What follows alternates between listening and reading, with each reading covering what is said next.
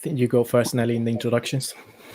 Yeah, well, look, we are live now. So I think the easiest thing to do is I'm going to give people a few seconds to say hello in the chat and everything else to make sure that we are connected.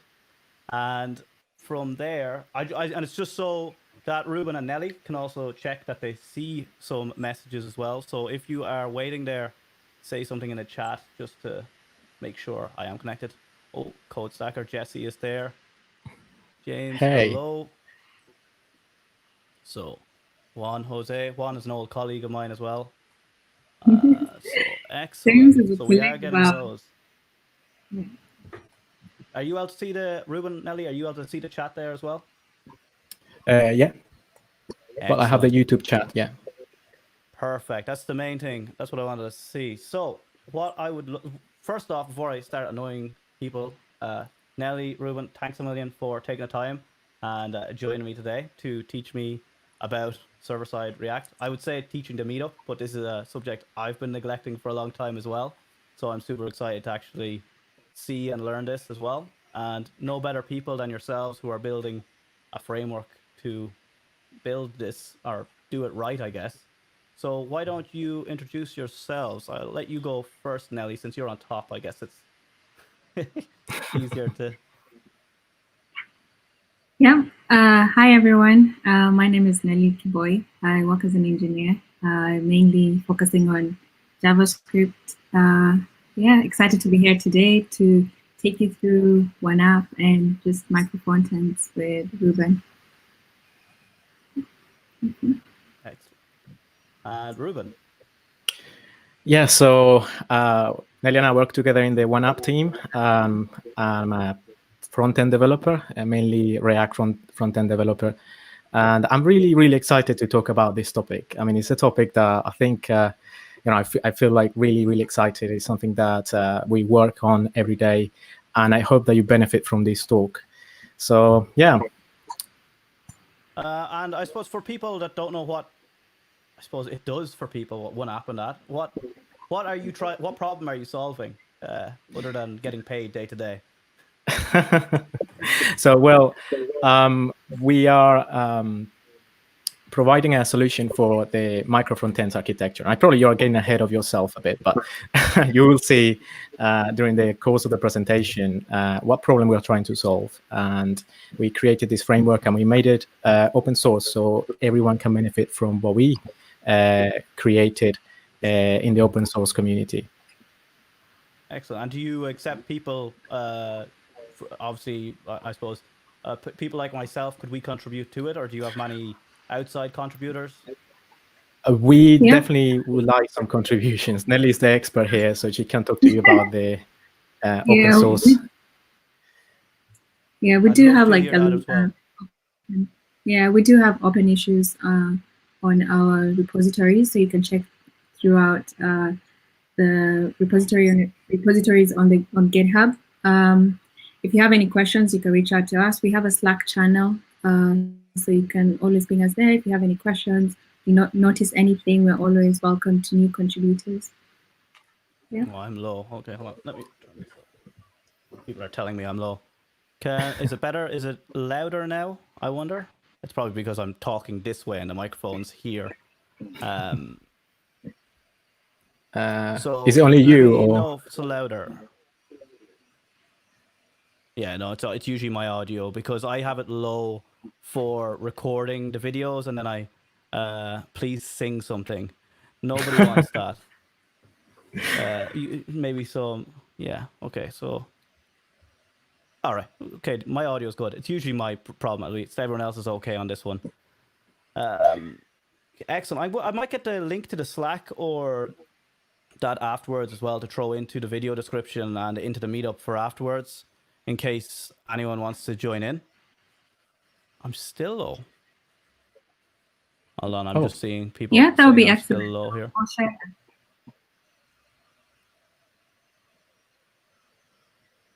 I can hear you fine. Let's see is anyone else still having a problem with my audio? I don't know if I can turn it up too much more. I can check my audio levels here.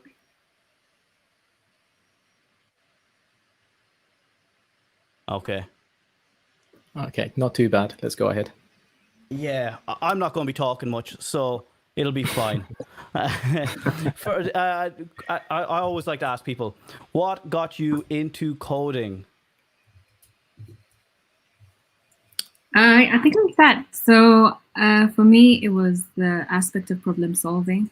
I remember after I finished my undergrad, which was in Kenya, and it was related to, it was information technology. So I was already in the tech space. I built an app, and just being able to come up with an idea from that. There were so many times I had challenges, didn't know what to do, but there was a lot of resources online. And also through that process, I got to see that there's that you can do open source contributions. People are always ready to help you out. Yeah, so that's what got me and made me, and that's why I'm still passionate and I'm still in tech. Nice. Great. And Ruben? Well, that is an interesting question. I mean, I think I've always been into technology since I was a kid, and especially coding requires you to solve problems, and I'm like a good problem solver. I think I joke about saying that I wanted to be a detective before when I was a kid, but I got to become a web developer instead, which is probably pretty much the same, right? But Maybe, you try to investigate issues and provide solutions to problems. So I love technology, and especially developing. When I did a master's in internet and distributed systems, so I love the internet, especially open source, and the distributed approach that we're going to talk about today as well. So yeah, that's probably the short answer. It's funny, I would have never thought of it as detective work. My dad is a detective, or was a detective. He's retired now. But I only started coding due to health reasons. I actually used to teach about beer and wine before my career in tech. And I learned while I was between customers how to code because my health was declining. So it was just something I could sit at my desk all day. Now, lucky enough, again, for me, I just like learning and reading a lot. So I know that's what really pushed it for me. I was like, this is something I'm never done at. I can just keep on learning. There's always something new. And I'm very competitive. I used to do a lot of fighting when I was younger. So when I suppose you can get competitive with coding, you can compare yourself to other people. I know a lot of people get worried with imposter syndrome and everything else, but I think being competitive with it as well can really push you ahead of the crowd, really, when you can look at other people's code and see where you're at. That's you true. know, and then you also, everyone always can teach you something as well. The likes of this, I've never even tried to do this. I've heard of I suppose doing the micro front ends, not server-side rendered, but I've also disliked, I suppose, the idea of having loads of different frameworks taped together and, that just being a mess. But yeah, I don't know. I'm sure you'll tell me why this is a better solution anyway. That's a point we agree on. We probably discuss about that later. But yeah, I could totally agree with you there. Nice. I'm going to. I think my camera's frozen anyway. Let me see. Stop. Yeah, it's completely dead anyway. What I'll do is, Ruben, I'm going to let you take control, and myself and Nelly will hide off in the corners, and you can then start your presentation. Brilliant. I think I'm sharing my screen already. Yeah, let me add that up, and I'll remove ourselves. Cool. Okay. Welcome to this workshop, everyone. Thank you for coming, and I'm really excited to talk about this. It's a really interesting topic, and I'm really passionate about this topic. So I'm going to tell you first of all a story, and we are going to first, understand what benefits of micro frontends are, and a bit of a history of why this is a new architectural paradigm that you could use, and then later on we're going to introduce you to our solution, or the solution that we created for this, which is OneApp. So I'm really excited. I hope that you enjoyed this presentation, and let's get to it. So let's imagine that is probably 5:30 on a Friday afternoon, and you're really tired, and then you want to deploy that bug that is very important, that you have to do it before you go, and you basically just have to deploy this fix before you go on a Friday. Because we follow test-driven development, we probably have about 50,000 unit tests. Our application is quite big, and the build takes a couple of hours. I've seen people who builds are like a day, and you have to do it. So you just carry on, and then the tests are running, and just before you actually hit that button to deploy this to production. Actually, we don't use buttons anymore. It's all CI/CD. But let's imagine that you're about to push that button. So what happens is you get a call from another team member. It's actually another team, and they give you a call, and they just say, "Hey, you don't remember that commit that we pushed last week to enable dark mode? Well, we haven't been approved. The product manager hasn't approved that change, and because that change is bundled with the change, that fix that you have to push to production, you can't do that." So what happens next? Well, you have to abort the build, and you don't know what to do. It's a terrible situation. You just want to go home and maybe consider changing careers, becoming a detective or something instead. So this is very hypothetical. I mean, this scenario, it could have happened to you. I know it's probably there are solutions that could prevent this from happening, like adding some feature flagging, arranging your team better, etc. But if this is something that has happened to you, if you're a part of a large team and you have this kind of issues, maybe this paradigm, this framework, micro-frontends is for you. So before we look into what micro-frontends are, we are going to have a look at the history, because it's very just to understand what's the history behind micro-frontends. And if you didn't know what this was about, this is about to come on the screen. And you probably remember, like before, we had our big monolith, and the backend and the front end were just bundled together. And we have a massive application that you had to deploy to your own web servers. And as the applications grew, it was more difficult to maintain them. So what came next is, okay, so let's split it up. So we split up the backend and also the front end. And it seems like it's a better approach. We have a backend team, we have a front end team. The backend communicates to the front end via APIs, and that seems to decouple a bit the application. So you have two big areas, the backend and the front end. Now, what happened in the backend? So the backend guys, they were really, really clever, and they just created what we call the containers. And then Docker came about, and we have a really, really cool system where you can split your backend applications even more. So you have containers, and then you have orchestration and Kubernetes and all these cool technologies that the backend teams have implemented in the recent years. So that was great. But now, what happened in the front end? So in the front end, we had an evolution as well. So we decided to split the applications into components, and we all love components, and especially React. And I'm a big React fan. And components allow you to do, reusability, composition is very good. So components in the front end, that gave us a big improvement. But let me ask you just a question. Why did we stop there? So why the front end hasn't followed the same evolution as the back end did? Well, that evolution is here. And that is what we are going to talk about today. And this is just basically the next generation in front-end architecture, which is microservices, but for the front end.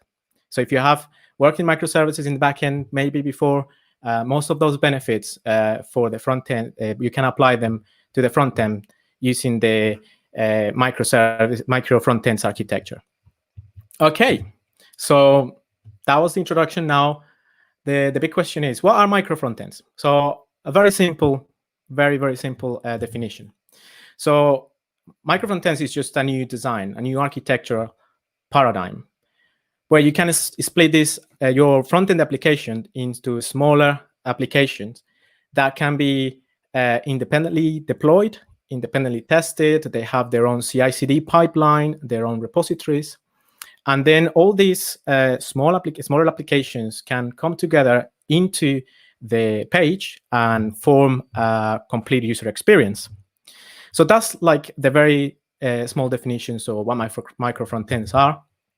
There is probably a better, more technical definition out there, but let's have a look at the benefits. So why would you use the micro frontends architecture? And the first one is independent deployments.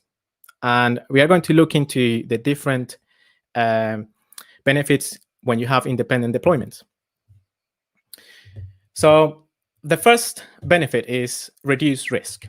Because you have an independent deployment, it means that you only change what you need to change. So there is an inherited reduced risk there, because you are not accidentally changing something else that you're not meant to, because you're only deploying your individual small application, then it shouldn't affect something else. It also allows for quick fixes to production, as the example I was talking about before. So you can move quicker and deploy features and fixes to production quicker, because you're not depending on other teams. And also, it could give you simplified testing. So you could have the unit test suite to run against your micro frontend, and this allows you to just have the tests individually, and you probably need to run the integration test against the whole application, but you don't have to run that when you deploy just a small fix to your micro frontend.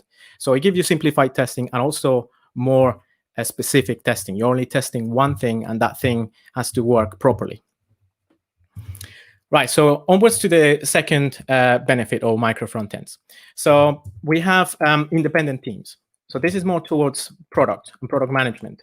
But if you have independent teams that can own a feature or a product end-to-end, they will give you, again, more flexibility and speed, because this team, for example, if you look at your teams right now, you probably have a backend team that is in charge of something, or multiple backend teams that are in charge of something. But then you have the front-end monolith here, where, okay, the team is the front-end team, and you cannot split that. But when you have independent teams, you could, for example, have the backend team that is responsible for certain area of your application, but also you have a smaller front-end team that are going to talk to that backend team and make sure that they create a feature that is independent and it does what it's meant to do. This also allows for, you can avoid dependencies and interference. Again, if you have different teams, if you just need to talk to each other when you do the integration part, but you can develop your features and you don't have to depend on some other feature that's not ready yet or something else. And again, all of this gives you a faster time to market.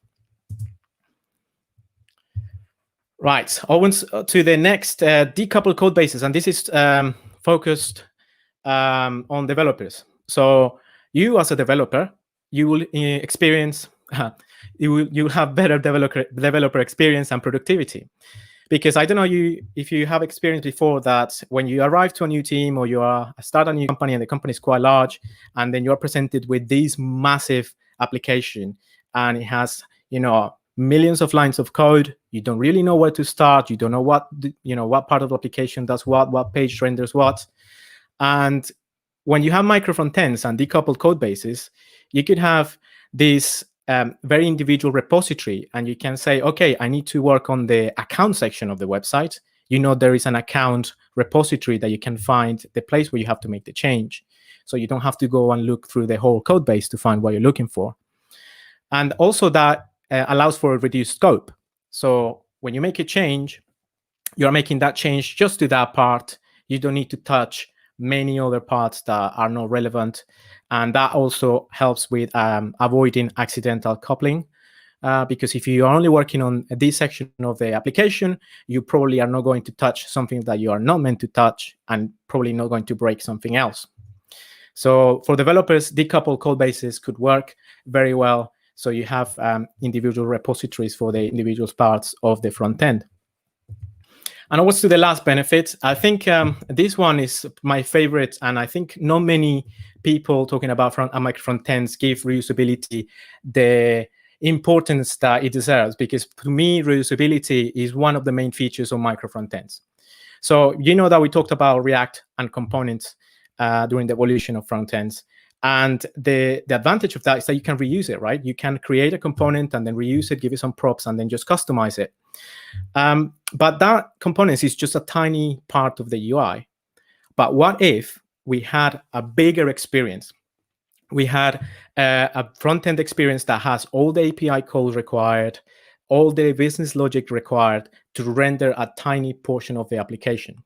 So that tiny portion could be, for example, if you want to build a flight tracker, or sorry, a flight scanner, and then you have that front end. It's very small on the page, but actually that has a lot of logic, you know, from what airports, etc., and it looks really nice. What if you just could encapsulate that and then reuse it somewhere else? So you can have that in the front page, then you can go in the account section, or you want to look at other flights, and then you can just basically encapsulate the same experience and use it somewhere else. And this also gives another big improvement to the overall community, and is that it can be used by other applications. So let's say that you build that nice front-end flight scanner that connects to very specific APIs. And what if you just could give it to someone and say, look, this is the flight scanner app. You can include it into your application. It does everything. You don't need to do anything. It just passes some configuration options, and it will do all the API calls and everything. So it could open opportunities to, creating places where people can share applications and code, and those front-end experiences can be very useful, and you don't have to reinvent the wheel. And I guess, that's the main rule of a developer is, don't repeat yourself, don't reinvent the wheel. So that is reusability. Now let's go back to, the last thing is trade-off. So there is it's not a silver bullet, it's not perfect. The micro front-end architecture is probably, we need to check if it's for you. So the question is, are you a single developer? You are the only one in your team. You are building a very small application, and we probably the micro front-end pattern might not be right for you, because as if you are familiar with microservices, there is a more complexity in terms of more moving parts. So those moving parts require more maintenance, separating those repositories, maintaining those repositories. So if you're a single developer, it might not work for you. So micro frontends are meant to solve a problem for large enterprises with multiple teams that allow you to do all of these things that we've been talking about. The second trade-off is, because it's a different paradigm, you need to, have a switch in terms of how you design your application, because you need to think about now how all these pieces fit together on a page, how to communicate between those interfaces, those user experiences, and that requires, it requires a bit of training as well. So there are some tools out there, like the one that we're going to show you. You probably need to have some learning curve and use these tools to make micro frontends happen for your team. Great. So I think that is the first part of the presentation about just the basic introduction of micro frontends. And I think we're probably going to just stop here and answer some questions if there are any, Niall. Yeah, I'm just checking now. Why is my camera is acting up? We're getting positive feedback. Can you hear me okay? I can hear you. Yeah, I'm going to plug out my camera and plug it back in. I think it's just acting up a little bit. And I'll grab Nelly then as well. Yeah.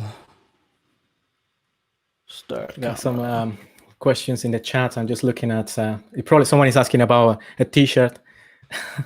Yeah, I said I'll give one around out later on. Okay, that's my camera back. I was going to go to the webcam. Nelly, I'll add on as well. Or has Nelly disappeared for a second? I'm sure she'll be back in a second. Yeah. Did you draw those slides yourself? Good question. The slides look amazing, by the way. They are fantastic. They are not slides, they are a video. So it's just a video with markers. I'm going to publish it soon. So this explanation I gave for Frontends, I probably upload it to YouTube next week. Excellent. No, that's nice. Absolutely great. Especially, yeah, I'm sure, look, once it's online, I'll probably connect it to the video as well. Cool. I'm just going to message Nelly and make sure everything's okay on her side of things. Yeah, we don't have any questions yet, but maybe you have any questions now. I do. So can you share with us the docs, I suppose, on this stuff? Or are you able to with your screen at the moment? I don't know how you're set up. Where the docs, like for somebody that's getting started, where would you send somebody to this project? Like, because as you said, there is a learning curve. So if I was to go and try and learn this, where would be the best place to start? That's a really good question. So basically, we're going to share all these links, but we have, I don't think I can actually, trying to get my screen to show. Well, we have the OneApp repository. I think this goes into the OneApp section. We're going to talk about how to get started, how to get docs, etc. We have the OneApp repository, and also we have a doc site. So we are still finishing it. That's all right. Docs are always the most painful piece of work to be done, and also the most underloved. I suppose, like everyone complains about bad documentation, but nobody goes, "Yay, great documentation!" So it's good to have see a link. That's strange. But yeah, we probably show those links. I don't know, my internet's playing up. I'm not sure why it's not opening. But basically, we have the GitHub repository, and we're going to show you the documentation in a second when I get the link. No worries. Here, I can hide your screen maybe for a second if you want. That might. Then it'll be safer. It'll be safer to look for these things in case you show anything sensitive. So now your screen's hitting.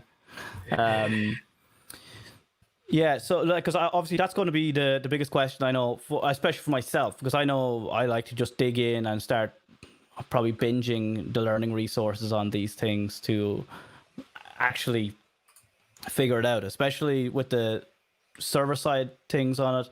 What made you go for the server-side rendering on this? Well, that is the main requirement. Yeah, well, that's the main approach. If you think about a large application nowadays, let's give you an example. Let's say that we have an e-commerce application. An e-commerce application has two parts. You have the products and catalog section, and that changes quite a lot. I mean, prices changing all the time, etc. So you want to have an application that has all the benefits of a single page application, but also with an e-commerce website, you have to think about SEO, and you need to think about server-side rendering in that case. But also the application has the account section where it's just a single SPA and a single page application where you can just add all the logic, and it doesn't necessarily need server-side rendering, but you need to allow that to happen on your website. You need a static site, and not static, but I mean the server-side rendered compatible site on certain parts of the application, and you need your more dynamic single page section. So I think server-side rendering, I didn't realize that this was going to be like, I mean, we are not going to talk about server-side rendering and its benefits as such, but to talk about the framework that provides that functionality for Frontends. So I don't know if that answers the questions, or probably raise more questions. I guess it's baked in. baked into the framework. Really, that's one of the benefits, is getting this, because I know, like myself, I use Next.js to get the easy server-side rendering. So like I know personally, I know why it's I suppose a good thing. It was more so for people that why would they consider using server-side rendering over client-side. And I know for me personally, there's a lot of security that goes well with this. You know, a lot of logic you don't want seen in the front end. Yeah. And there's a lot of things like that you want to hide away. And it's okay for most applications now these days, especially I think Google now crawls client-side applications. Yeah. So like it has to be a business case really at this stage for you to not just, you know, throw in some JavaScript. Well, bundle size, we're going to talk about bundle size as well. That's another reason. But you'll see with OneApp, the bundle size is something that we solve by using code splitting by default. We are getting into OneApp territory. I put the docs on my screen now. I don't know why it wasn't opening before. It probably had the wrong URL. Oh yeah, hold on. Let me. Where are you sharing your screen? Yeah. Yeah. So we have our docs website. We're still finishing it. And it's actually built with OneApp. Hold on, so I'll add Nelly here as well. So, and we have some of the documentation here. This documentation is available on the GitHub repository as well. So we just have this site to pull it together and then just give you like a quick start. And we are thinking about tools to help people learn, because again, the learning curve is the main obstacle here. But yeah, so we're going to share this URL with you so you can have a look at the docs. Yeah, because I know in our Discord, there's always people hungry to, I suppose, get experience with open source and, get hands in on these types of projects as well. Especially anything React based these days is cool. So people are just going to want to play with things and see what it's like. And we will love the contributors to come and help us. I mean, this is completely open source. This is basically us giving to the community, and it's for the community, so the community can come and contribute and make this framework even better. So, right, are you ready to talk about OneApp then? Are you out to hear us, Nelly? I know Nelly was having internet trouble a couple moments ago, so I just want to make sure you can hear us now. Okay. Can you hear us, Nelly? Nelly? Maybe not. Yeah. Sorry, everyone. I'm having some issues with my internet connectivity. We can hear you. Can you hear me? We can hear you now. Just one thing that came up there, it's a good explanation there as well. Micro frontends can be very opinionated to certain ecosystems inside a large company with many different web experience. However, if you build a micro front end with a standalone portability in mind, it can work. Cool. Disclaimer. Is that how opinionated have you found it? Has it been difficult to? I suppose. Look, I always say this with it's often when people, I suppose, bake in something like Redux into their apps by saying, oh, now it's not opinionated because we're using Redux. Well, you just have a different opinion now. I'm the ever pessimistic in the sense of ever want to move away from something like React or an ecosystem like this. You're probably going to do a total rebuild anyway. Yeah, I've never seen a business go and just say, I'm today we want this done. And you can't please everyone. So it's very opinionated in the sense that this is a different paradigm again. So it's a different way of building applications. So you need some sort of structure around it to make it work. Like any framework, like being opinionated towards React. I mean, we chose React because it's it allows us to do this easier. And you are hitting a very good point there. I was going to share about this later, but micro frontends, sometimes people say that micro frontends are really good to have many different applications working together. And yes, that's correct. So that is basically, you could, for example, some other frameworks have Vue and React and Angular running on the same page. Fair enough. However, my opinion, this is entirely my opinion now, is why? I mean, the only use case I can see that is if you are migrating. Like, for example, if you are migrating from an Angular app and then you want to move towards React, and the Angular application is really old, and then you want to migrate both at the same time without having a rewrite, that is a perfect use case for that.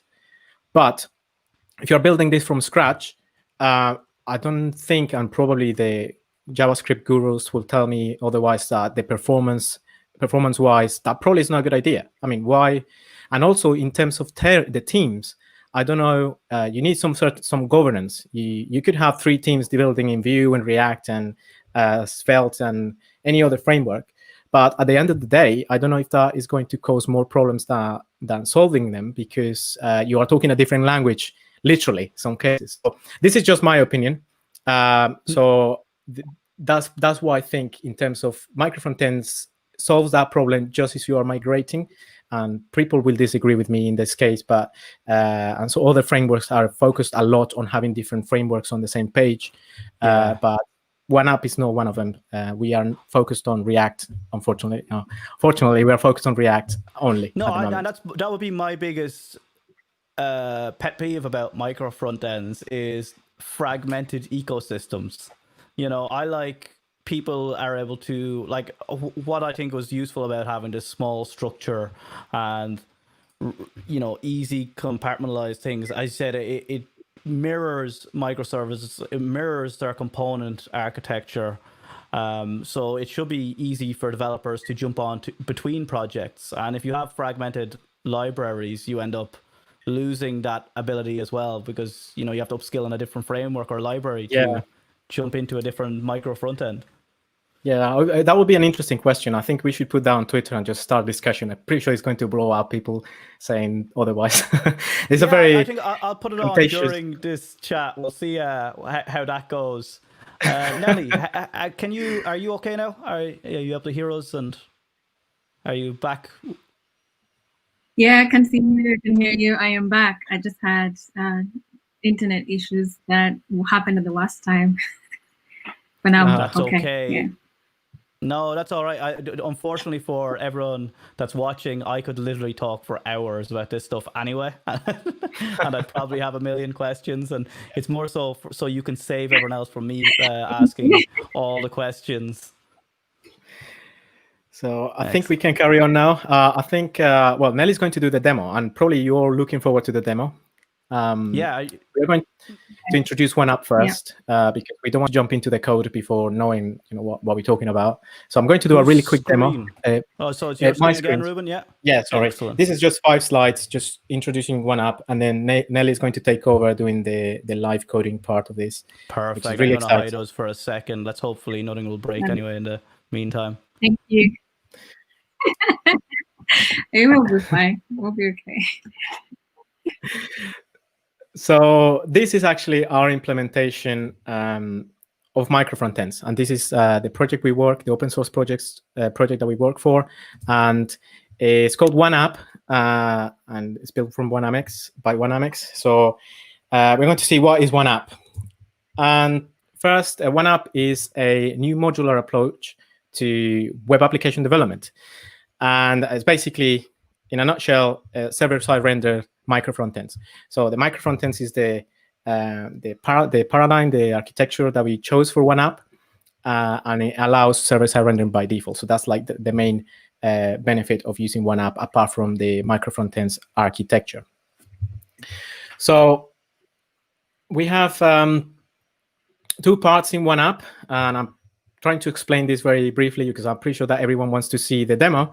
But we have 2 parts. So the first part of OneApp is the NodeJS server. As you probably know, for server-side rendering, you need a server to render your JavaScript. So we have the server on the left, and it's a Node.js server.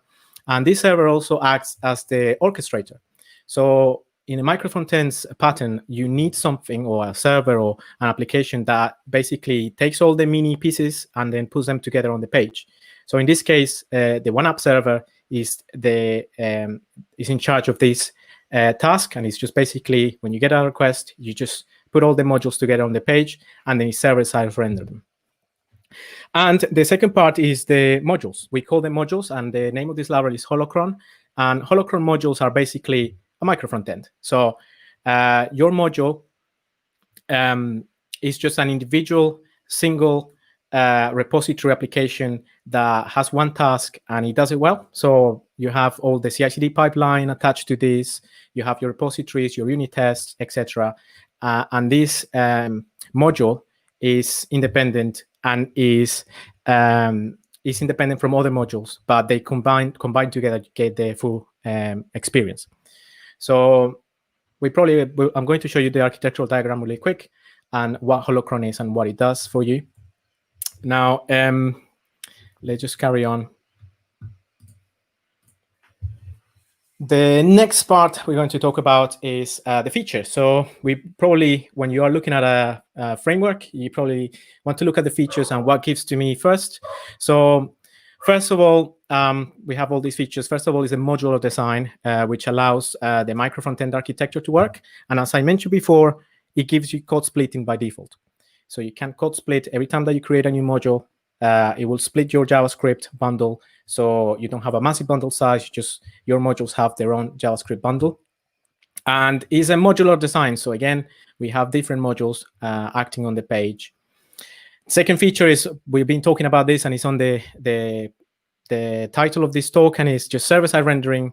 And this is very hard. Actually, doing server-side rendering micro-frontends is hard because you need to stitch all the modules together, render them, and then pass them to the client, and then the client has to hydrate and then take the experience from there and work as a normal single page application. Now, I think, now you mentioned this, and enterprise-grade security, this is one of the biggest features in OneApp, and is we take security very seriously, and we provide enterprise-grade security in terms of all the most common or recommended approaches to front-end security, like the sub-resource integrity to make sure that you're loading the correct bundle and not some malicious code. We also have the content security policy enabled by default, so you cannot talk to any APIs that you are not allowed to talk to, etc. So enterprise-grade security is one of the biggest features in OneApp. Built-in internationalization. So OneApp, the modules created by Holocron create the different locales and different language packs, and they come out as default by default, so you can just translate your apps very easy. And obviously, if it's a big app, you probably will come across a requirement to do internationalization. And the last feature is, well, if we have different modules and independent deployment systems, okay, what about server restarts? OneApp doesn't restart when you deploy your module. And this is a big plus, because it means that the server runs in the background, and then you just deploy your new code or new modules to production into the CDN, and then the server doesn't have to restart. And I'm pretty sure that that's a big pain when you have a large application. You don't want to restart the pods unnecessarily, and obviously you don't want to restart when you deploy. So that is a very big plus. No server restarts for server-side rendering. You just deploy to the CDN. That will appear on your page with the new code. No need for a restart. Cool. I think I'm just going really fast because I'm pretty sure everyone wants to see that demo. But a really quick architectural diagram here. We just give you a visual representation of what we talked about. So basically, we have our modules deployed to a CDN.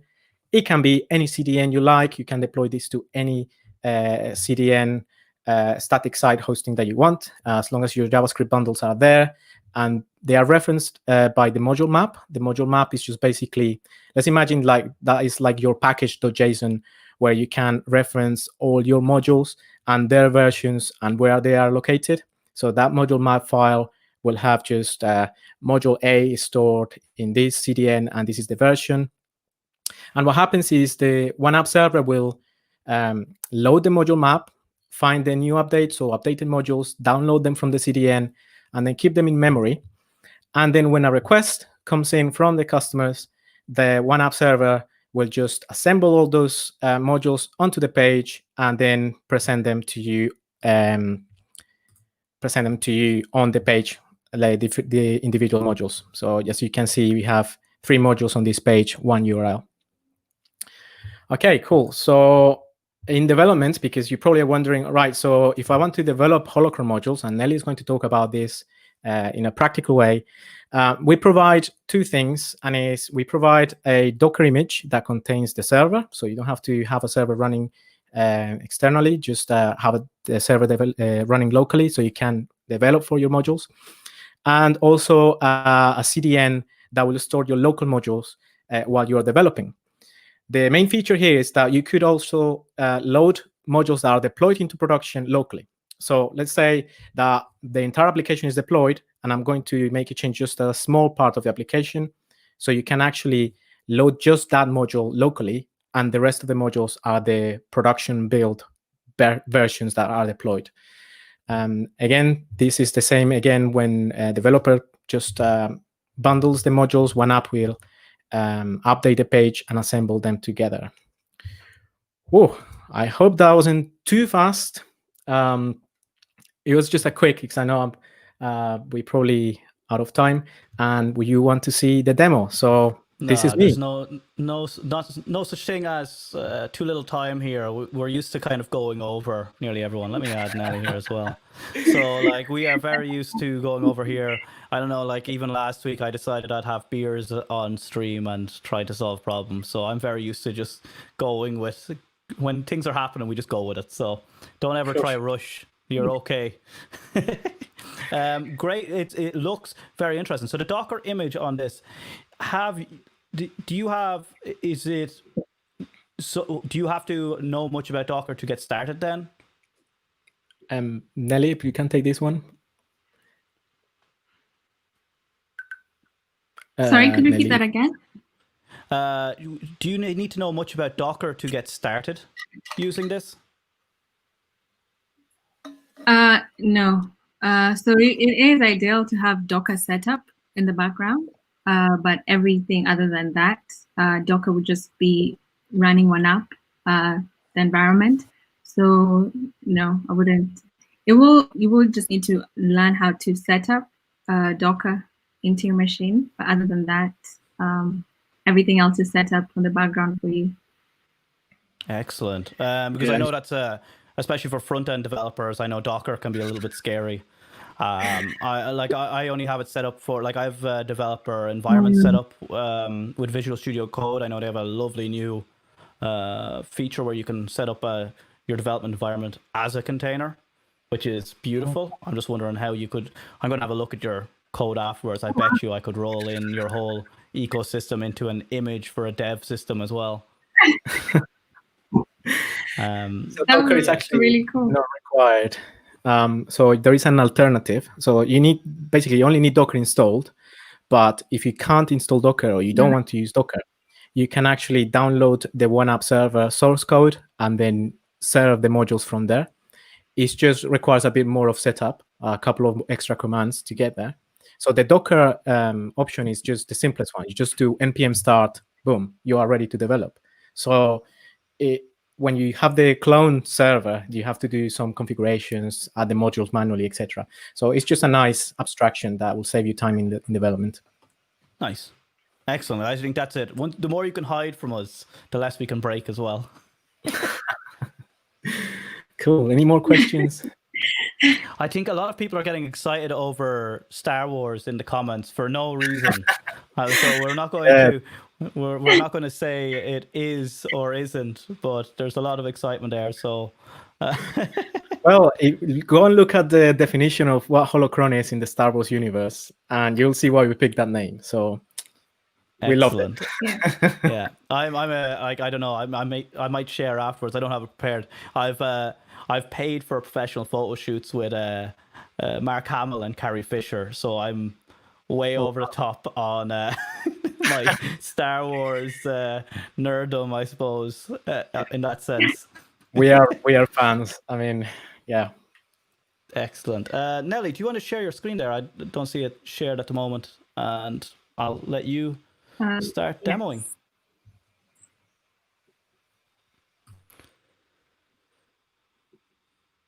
Excellent. Yeah, so everyone's like talking about the names of their modules. We're going to make a CP trio module, and yeah.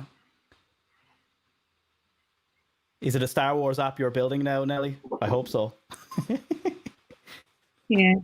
Can you see my screen right now? Be able to. Yes, we can. Perfect. Okay, let's give it a Thank second. you. There we go. Okay, I'm gonna hide ourselves from here and let you take it away. All right. Thank you. Thank you very much. So thank you so much, Ruben, for taking us through OneApp and helping us understand what microfrontends are. So today I'm just going to do a demo of what would be an ideal, like something, if you're building something, how would you think about it? How would you go along building that, using OneApp to do that and build a microfrontend?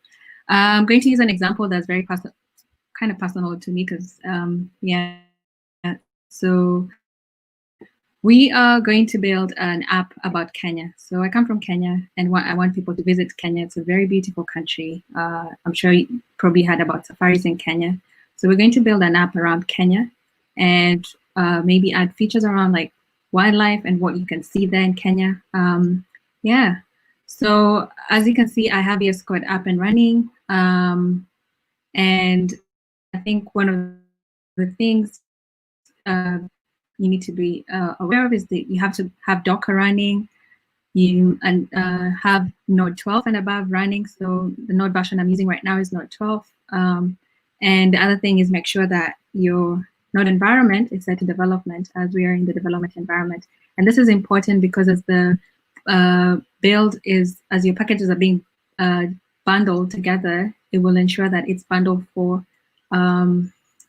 development environment, but you can also change this to production just to see how the bundle looks in that instance. Yeah, so I think we can start.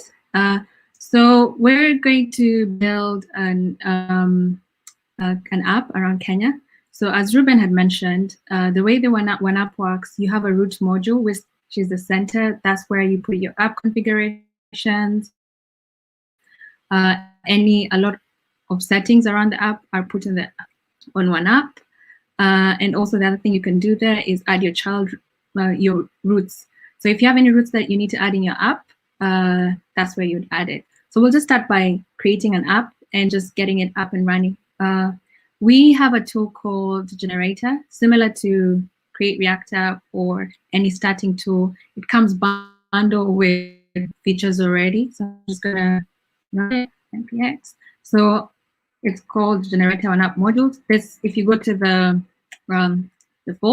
GitHub repository, you'll be able to see this command and use it. And then we're just going to walk through together, so you'll be able to see like how the setup looks like. Yeah. So that should take a while. Hoping my internet stays the same because I had issues before. Yeah. So the generator comes bundled up with, let's say you want to add internationalization. This is where you can select that and it comes bundled in with that. If you want to add, we have middleware. So if you want to mock any APIs while you're building locally, this comes bundled with that. So you can already do that. It also comes bundled with the defaults, some of the default settings. You can tweak this as you develop, and I'll show you how the repository looks like as we go forward. So we are always open to contribution. So if there's anything, any feature that you would want to also see on the generator, you can always go to a repository on GitHub. We'll share the links with you. Yeah. So this should be finishing soon. Yeah. So the root module, we'll build a root module, have it running. On the background, as I have Docker already installed, at the moment I start the application, the root module and it will pull for modules that I've added on my package JSON. So I'll just show you where that is. And as we progress with this tutorial, that'll be more clear. It's almost finished. So that should be bundling the app right now. Yep. Perfect. Let me know if you can see this so that I can increase the font size. Yeah. It looks good. We can see it pretty well. Okay, great. So welcome to OneApp. This is the app generator version 6.80, and we're just going to call this the Kenya. And so we use a root module to refer to the main module that has the configurations, and so we'll just give it a name, Kenya root module. Enter, and then you have two selections. So as Ruben mentioned earlier, we have like the children modules. So those are modules that are referenced from the root module, but you can have other modules within your child modules. And we'll go through that as we go through the demo. So that would be root module. Right now, I don't need any, I'm not calling any APIs. I just want to have a setup up and running. I don't need internationalization right now. We'll just say no to that, and then that initializes a repository for me. And as that finishes installing, we can go through some of the things that you can see here. So this is the main entry point for the application, and this is what we expect to load after we, when we start the app or anytime we build the app. We have the app config. There's so many different options that you can have here. You can have CSP, which is what you can see here for security, and that's this file. So this allows you to ensure that your application is safe, and any API calls that you're making to or from your application are allowed to. And we also have so other things you can add here are like service worker, so you can always configure something like that in your root module. We also have the child roots, and this is where you have the different parts. So I'm just going to show you how you can load different modules from here. And once this is done, we can go to the base path just to see what's going to be loading on the page. And we do expect the welcome to OneApp message to load. So it's similar React. So if you worked with React before, this should look familiar to you. And as I mentioned earlier, so we have something called OneApp Runner, which is the Docker container that starts up, and it pulls the images from our Docker repository. So it picks up the latest images, and then so this is set up for you when you use the generator to build your module, and it loads the module that you're currently running. And you'll see later how we can add multiple modules within this runner and be able to load multiple modules. We also have the root module, which is a required property, and that's what will load and will be, since that is the main entry point for your application. So that should be done right now. Yep. Yep, that's finishing right now. Yeah, I'm just hoping everything goes right, because you know this demo's but if something decides not to work, we'll just have a reference that I can use in the meantime. Yep, and what else can I show here? So you can, okay, perfect, that's done. So let's see this working. So you can see here on the scripts, we're just going to run npm start, which will start Docker container npm start. Oops, I just realized what I did there. I am not in the repository.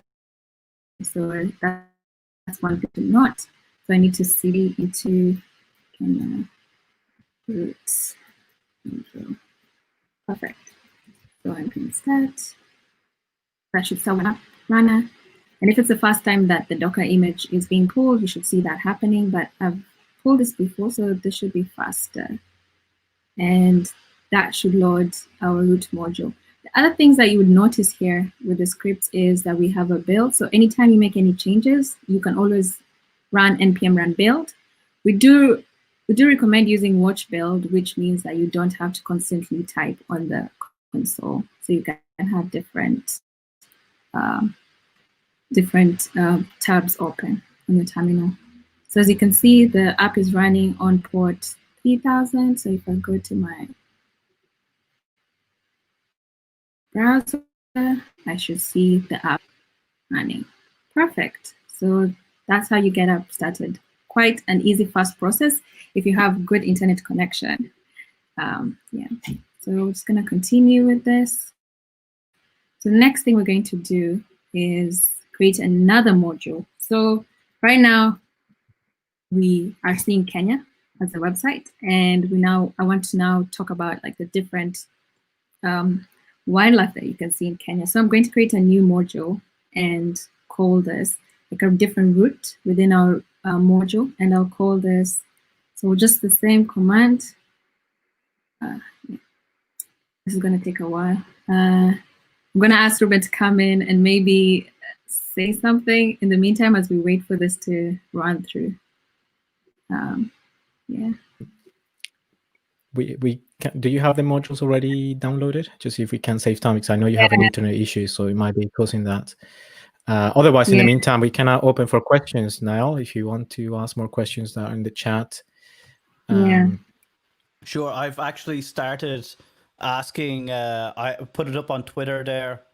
A poll. Currently, I have 4 votes on it, so not too much. On should micro frontends be a single framework or library or multiple? And I said my preference is one language in a company, so people can become experts. We have 25% for one library and framework, 25% for I like flexibility, 50% are asking a micro what. I mean, this is what we're trying to do. We try to, give you the answer to a micro what. I don't know. We should wait to see what's the outcome of the poll, because I think it's 50-50 at the moment. Yeah. And I'm always terribly opinionated on everything. Not for any good reason. It's just in my nature to just stick to my guns on these things as well. Excellent. Yeah. Let us know when you want us to jump in, Nelly. Yeah. Yeah. So I'm thinking. So are you ready? Yep. I'll keep quiet then. Yeah. So I do have modules already set up. So that's all right. And I think we can look into that. I would have wanted to do it from scratch so that everyone can see what's happening, but I'm still more than happy to do that. So I'll just have this on the background though, just running, because I wanted to show how the process for the child module would be if you're adding a child module. But excellent. This is what I'm going to hide us just so you can keep going. And the next time we need a break, what I'll do is I'll give away a t-shirt for somebody. I just see actually a good question there. Any reasons before I'm quiet again for a while, any reasons to use Yeoman over other options? Just curious. I stopped using it quite a while ago.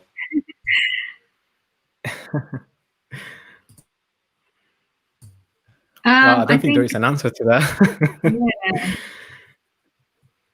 We are looking into alternatives, actually. There is an open source contribution now using an alternative. To be honest, I think it's just because we've been using it for a long time. We haven't thought about switching, but this is where we want the community to come on and help us, like having a canned module created by something that is not Yeoman because it's slow. Yeah, that would be great. It's I suppose the nice part about Yeoman though is it's very stable. It might be slow, but like even if you're starting a Visual Studio Code plugin or theme, what you usually do is just grab a template from Yeoman as well to do those things. So I think it's a pretty standard thing all the same, even though it is an older tool. Yeah.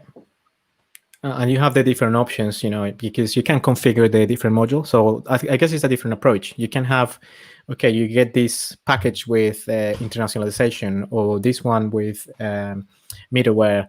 But then with Yeoman, we just ask the question, and then you only get what you need, rather than having like a pre-built package. I'm not sure. I haven't looked at all the tools. I'm pretty sure one of my colleagues is contributing to open source to create an alternative. Oh, nice. We'll keep an eye on that. Excellent. Are you ready to rock, Nelly, or is this are you loading up a new module? Yeah. So let me just get this.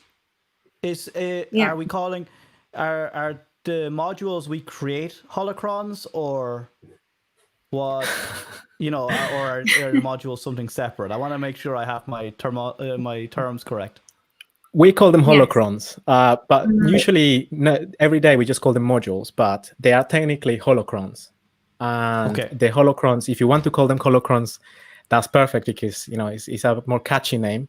But it's just basically a module. It's just modular single micro front-end that is packaged. And I put the holocron definition on the chat, so I don't know if you saw it. Holocrons are ancient. I can actually show that up here.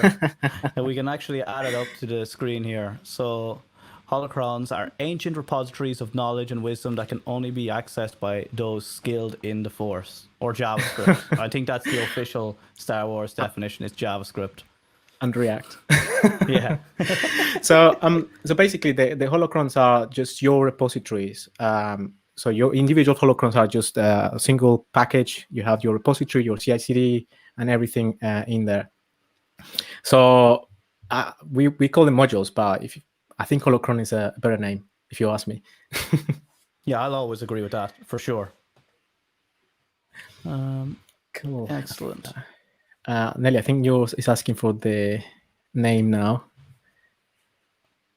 Oh yeah. What? I might. We'll be quiet so you can actually show you walking through this. Yeah. So this is like, if we were going to create this from scratch, because of my internet connectivity issues, I'm not going to go through it with that, so I'll cancel it halfway. But I just showed you how to do it with the root module. And okay. No. So how would you create a similar child module? Similar process to the creation of a root module, but so we'll give it a name, child module. And then enter, and then you can just make the selection child module, similar options. So all these modules look the same, but the root module, since it has more configuration options, you would want to add to make it the center of your application. That's why it has all the other different options that are not available on the child module. And I'll just show you how it looks like. So we wouldn't want to set that up. So I'm just going to cancel this. Hear that. And ideally, if my internet was working perfectly, this would be a child module. So at the moment, I have added a few content in it. So this would be your child module without all this content. So I've added this content, and this basically is, I'm putting a border around it so that you can see the different levels of the child modules and where they are, the holocron modules. And as you can see here, we're just going to put like a list of animals that I want to show. Just ignore this line for now. Oops, yeah, let me just leave that there, and then move that, because I want this to run right now. And then, yeah, so it would come bundled with this, and some of the content here has been added. That's already finished. Oops. Should have, yeah, that's it. And I've just noticed something. Yeah, and then once you have your child module, which is the Kenya wildlife, we want to see the wild. I want to show the wildlife in Kenya. I also want to render the animals.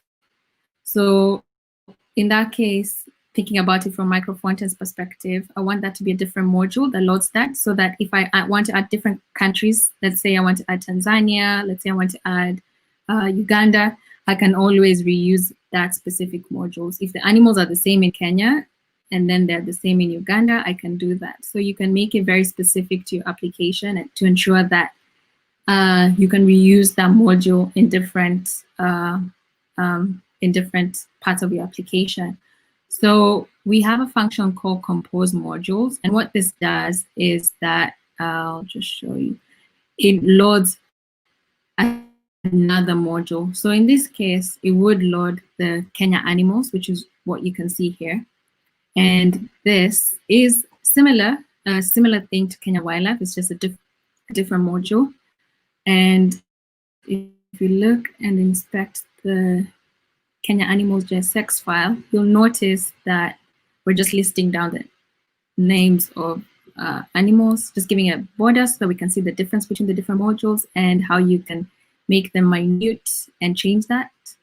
So you can also add something like, I had parks, I wanted to show which kind of parks people would go to. I can add that as a different module. So as you can see here, there's a pattern going on. You're breaking down your application into different modules that can be reused in different parts of the application. I can make this list very specific to ensure that it's maybe receiving the props from Kenya wildlife, so that I can make this particular module just wildlife, and then the Kenya animal just animals, and then use internationalization or something specific to make sure that it is loading a content for a specific country and language. Yeah, and then you can reuse that across your application as it grows. Yeah, so going back to the Kenya wildlife file, you can see here I'm using a function called render module. So you now have, sorry, let me just go back and talk about this function. So we have a function called load module data. And what this does, it allows you to load data, dispatch functions, and you have access to the dispatch function here, which is what we're using right now to get the Kenya animals module. And once that's done, in order to use this, you extend configure your application. So just type the name of your application, your module that you're currently working on, extend the Holocron configuration, and provide the name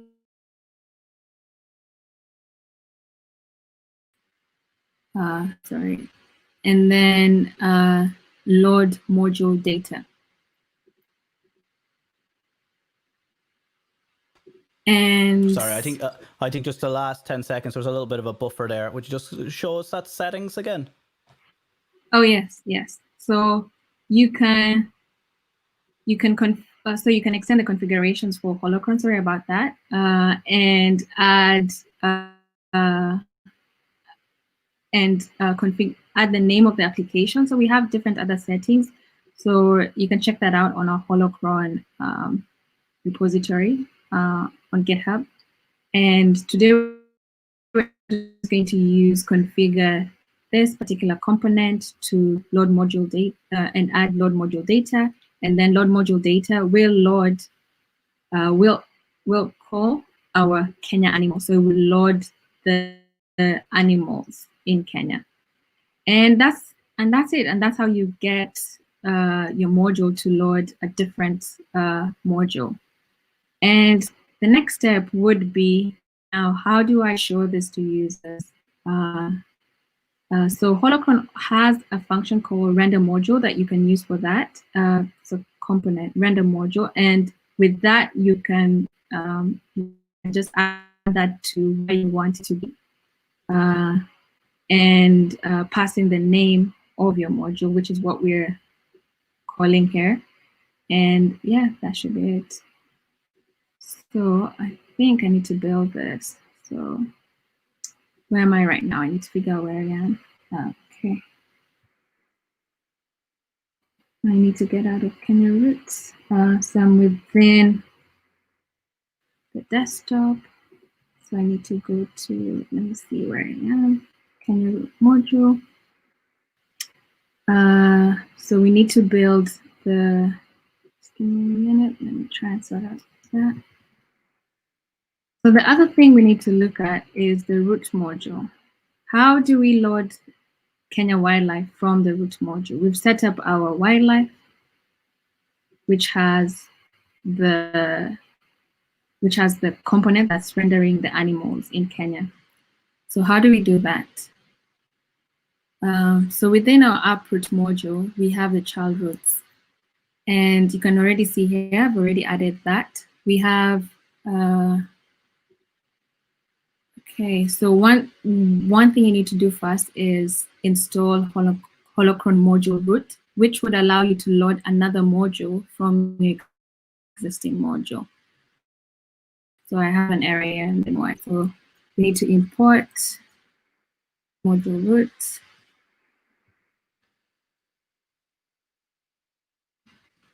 From Holocron. Let me see, I don't think I do have that installed.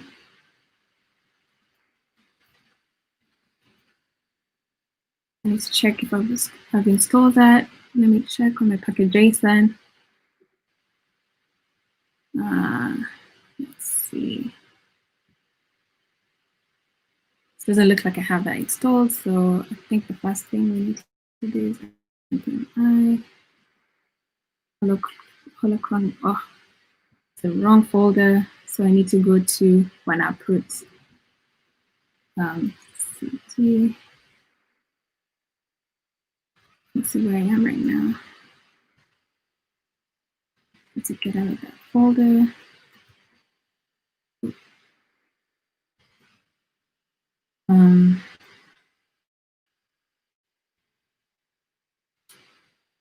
Go to OneApp root. It's Holocron. And then root. So I am in the right place now. And then I need to provide the name of the function. Am I missing something? Did you do npm install? For this particular package? For Holocron module root? Oh, not yet. That's why I can see the red sign there.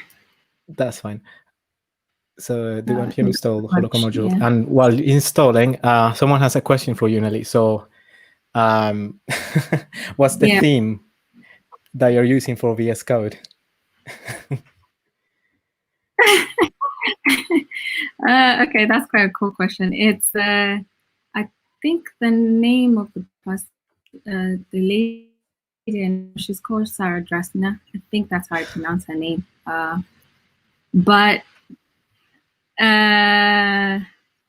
Yeah, I'll try and get it, and then maybe I can send it over with the rest of the resources. No worries. Yeah, I really like it too. Yeah, so I think it's because we have this already built and we wanted to go through the step-by-step. That is getting a bit difficult. But if we, I think we just need to show, you're showing now how to load a module on a particular route. I think this is what we have to do now. But it'll be really interesting to show the application running once you add this. You probably need to add the module to the array locally as well. You asked me to remind you that. Inside the root module. Okay, let me do that. Live coding isn't easy. You're very brave, Nelly. Okay.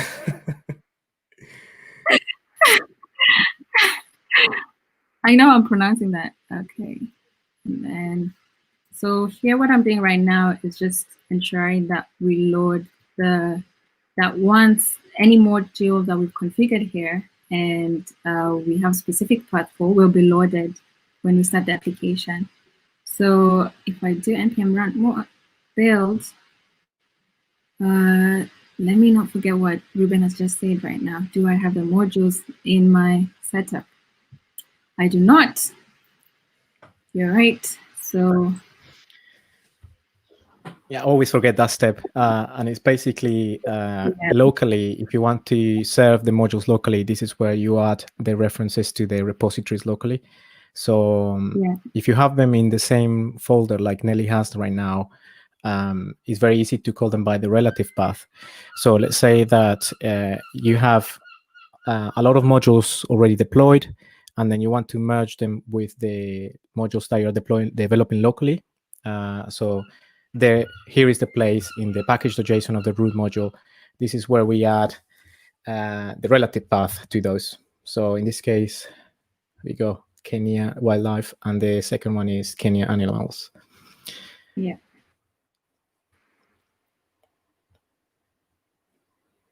Perfect. And I think I need to do, so the next step would be to make sure that I've built up the packages, the modules, Kenya Wildlife, just to ensure that it's working correctly and updated. So you will have all to build all the modules. That's why we recommend using watch build, because you can have all the modules building in the background whenever you make changes, so you don't forget. So in this case, we are manually building all 3 modules to get the latest changes that we just made. Bundling is very quick anyway, so. Yeah, thank you. And then same thing for, what? Okay, what was that? And then npm build.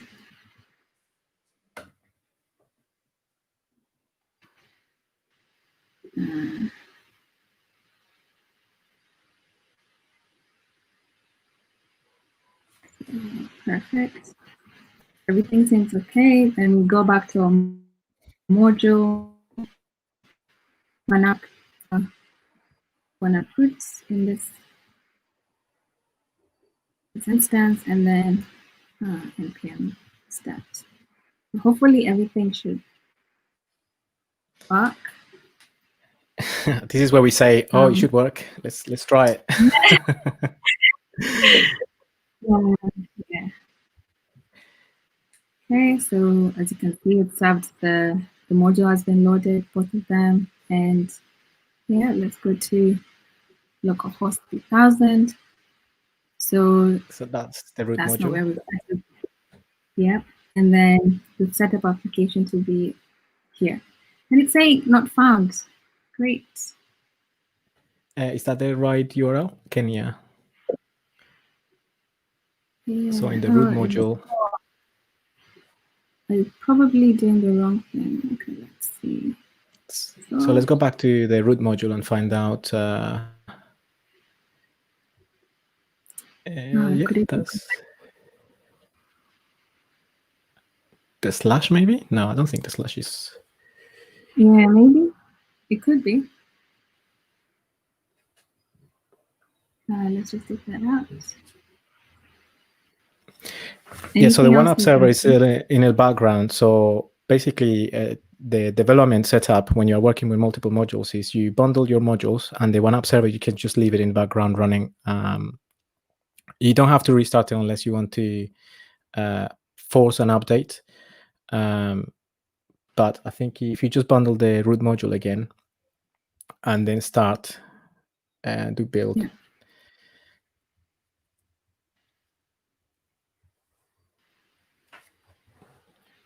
Yeah. So this is going to be fun because debugging, I think debugging is the way to learn, right? Yeah. Nothing is as boring as when everything works first time, right?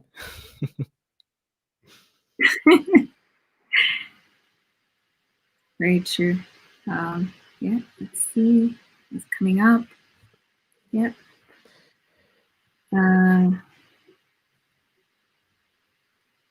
Okay, perfect. So let's check. Okay, great. There it is. Hello. Hey. So, brilliant. So sorry. I was gonna show like the React part, but I can't see it anymore. Because I wanted to show the separation of the modules. But as you can see here, I'll just use the inspector tool. That the yellow line outside this, the white space area, just outside the yellow area, that's the root module. So it's the main one, the main parent, and that loads the wildlife. So you can see like the animals and the packs. And then we have our third module, which is the list of animals loading here, showing the elephants and the lions. Yeah, Okay, that worked. Didn't expect. Yeah. I do the Ruben, do you want to? commentary. Yeah. So that's great, Nelly. So it's very hard live coding. To be honest, I'm I wouldn't do live coding. I wouldn't volunteer to it. But really well done, especially having internet issues. Excellent. It's always, and I said that to you. We had an intro call last week, and I said it on the call that you're very brave for doing this live. I've done it. I've fallen off the rails a couple times doing it, especially in person meetups and things where I've just said, okay, everyone to the pub. I think that's literally the last time I failed, obviously pre-COVID. I just brought everyone to the pub next door and bought a round of beers to get over it. So it's not easy on the spot. I just have a question then, as and just looking at this workspace, and I'm sure again because I'm totally new to this. So the module roots how is this child roots set up again? Like, how would I add more roots to this? So as I said, how would I add more apps, or how would I add more roots into this so I'd be able to navigate to different places? Yeah. So we have the module root. Yeah, it does. Mm-hmm. I'm gonna answer this, and then Ruben can step in. So we have the module root that you can add the different paths with. As you can see, I added only just Kenya for this because I needed that. But you can add different modules, paths, so you can have something else. Like, let's say you want to focus on Scotland, what's there. Depending on what you'd want, you can just add them within the child roots to be specific. I didn't see the array. That's what it went. It's an array of modules. Oh, yeah. Okay. Yeah. So excellent. Yeah. I'm just so used to seeing you can add something else the curly brackets. Yeah. So this is the first way. The first way on how you load a module or a child module is from the root module. You can have the different routes or routes, you can pronounce it, and basically that's the easiest way. So you just set a path and then the module name. As long as the module is being served by the app, it will load that module under that path. So that's the easy one. So if you go back to the example, Nelly, in the browser, you can show. If you go to the browser, you can show them. So that Kenya path is the one that we added for the second module. Mm-hmm. The root of application doesn't have any modules, just the root module and just the welcome message. But if you navigate to Kenya, then it will load the second and third modules. So the second one, that's the yellow one, and the third one, which is the blue. Now we loaded the third module, the animals one, in a different way. So you can see that the third module is loading on the same path, Kenya, right? So that is because this is where the composition comes along. You know, if you're familiar with React, you know that you can a component can load one or multiple components. So in this case, for Holocron, the modules can be composed, and then one module can load multiple modules. So you can load them under the path, the URL, and then there you can also one module can load one or multiple. And Nelly, now you can explain just a recap on how that works in the Holocron API. How do you load a module that is not on a particular route, but is also is loaded by another module? Yeah, so that's what we're doing right now with the Kenya animals, right? So this is not specific to. So we're not loading Kenya animals. As you can see, this module is not being loaded directly from here. So I'll just remove that because I just added that, and we're loading this as the animals through the wildlife. And that's why you can see that, sorry. And that's why you can see the module within as within the animals module within the wildlife one as the border. Yeah. I want to add here load module data. So basically, because this is server-side render micro frontends, so basically load module data will load the data and modules server-side. So let's say that you want to call your API. This is where you make the API call, and that will resolve server-side. Also, compose modules, you can have the list of all those modules and the data that those modules require. So it's like a chain of events. So this module loads the Kenya animals module.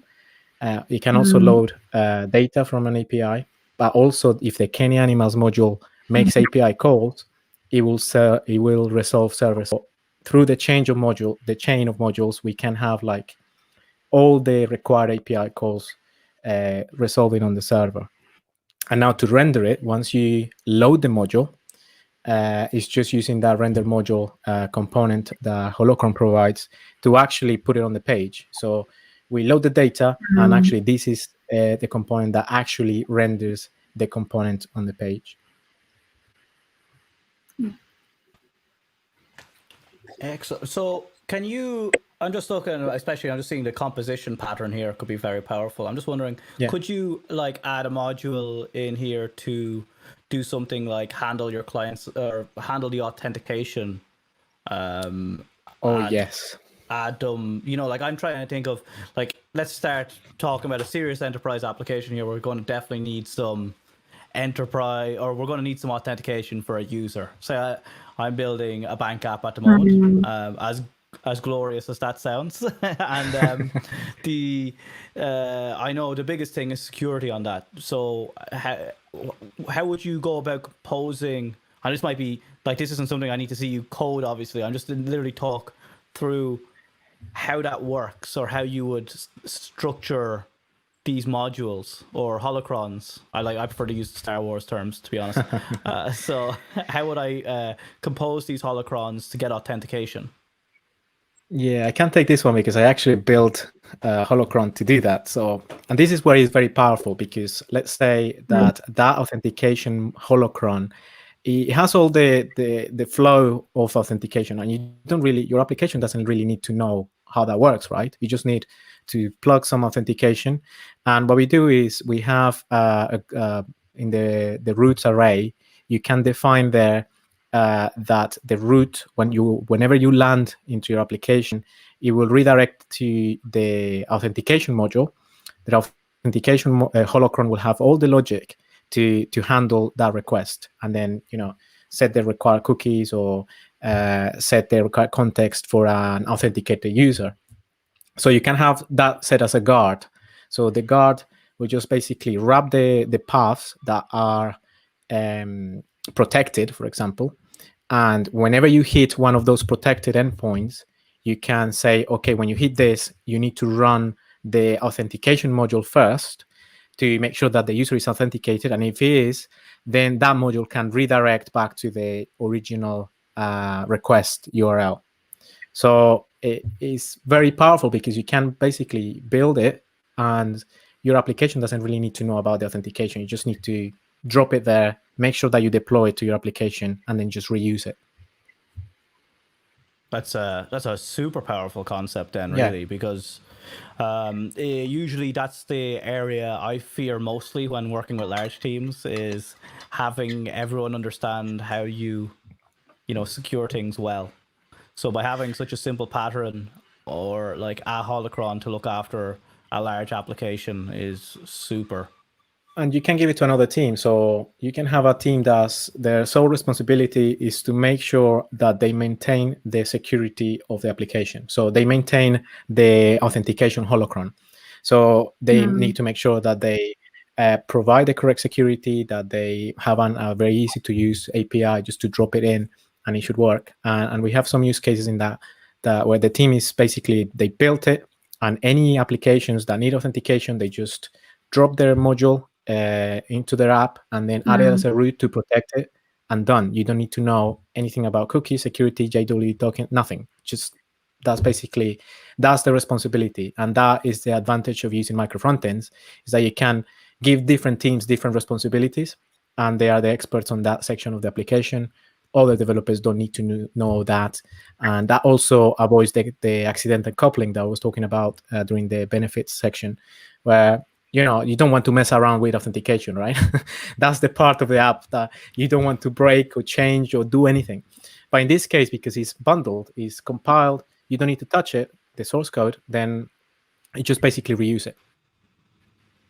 Excellent. Yeah, that makes like that and would make. And to add, yeah.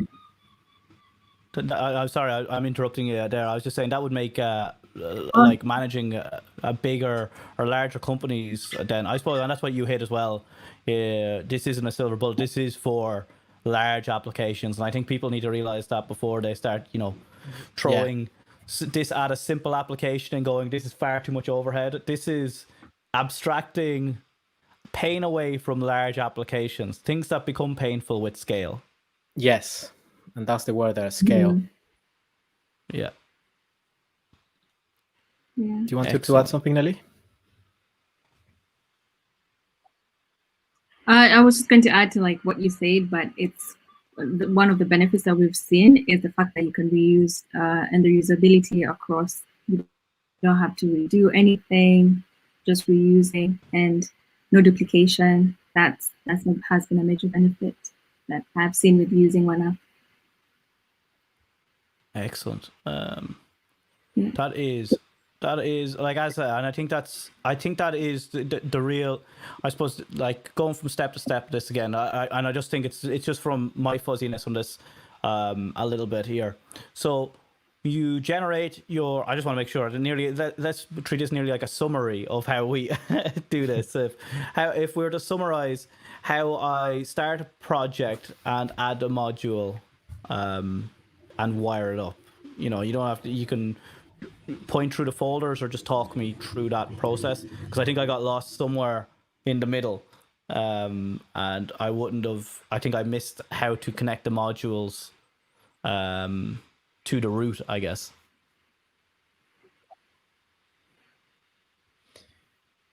Sure.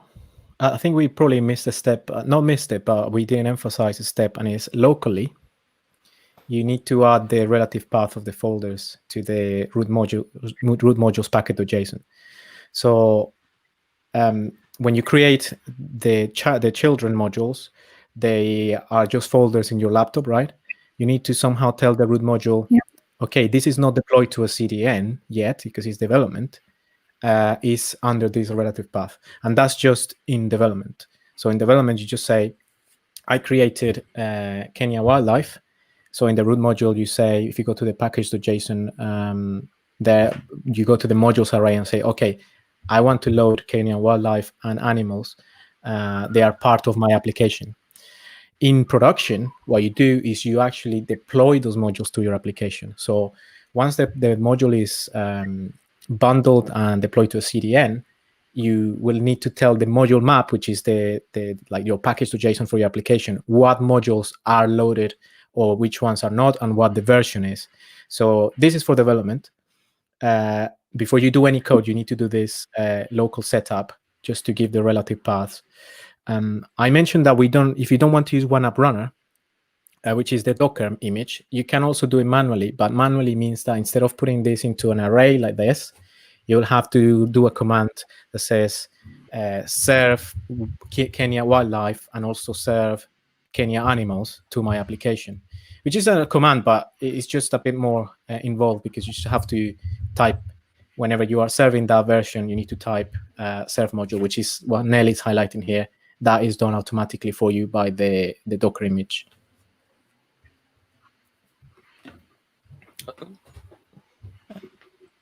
Excellent. So and I think maybe that's the other piece that I think was answered in the chat as well, because somebody was asking about this, is that when we're looking at your folder structure, these are probably going to be separate repos. Yes. Each of these is a separate repo, its own build, its own pipeline. Correct. So it's, and again, this is partly the reason it scales so well for enterprise applications. And I know I have literally been in companies that have come to a halt while builds were like where there's PRs queuing for builds in mono repos, you know. Yes. Seeing something like this is super powerful for that. Like I used Lerna a lot for managing mono repos and like separate modules like this, but I still, because I build it as a mono repo, I just have to add more CPU. So well, I don't know if I can fix that, but I didn't really try that hard either now, to be honest.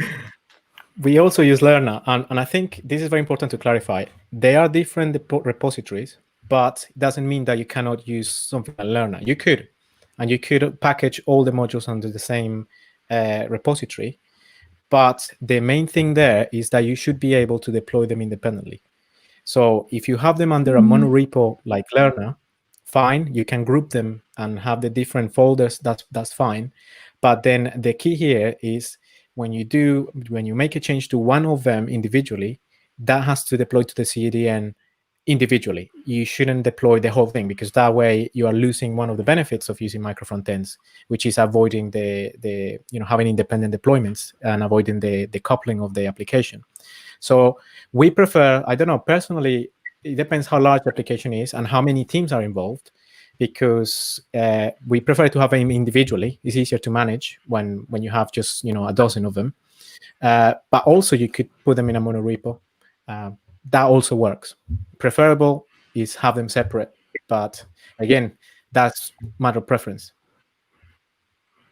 Yeah, and that makes a lot of sense, really. But I think it was one of those kind of areas that might have confused some people, was just seeing that flat folder. I know it took me a second. I was like, wait a minute, how is this connected?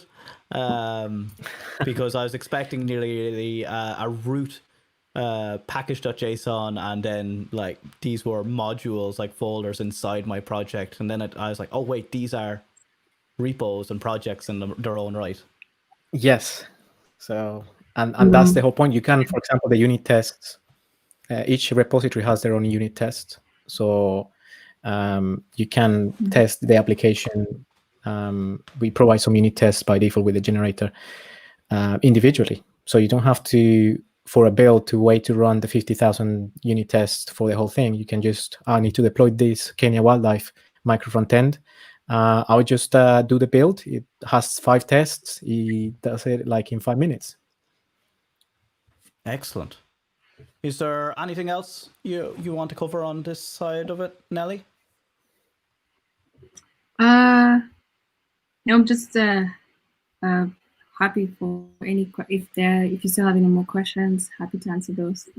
Yeah, I'll try to put this on a GitHub repo so people can use it for reference. Yeah.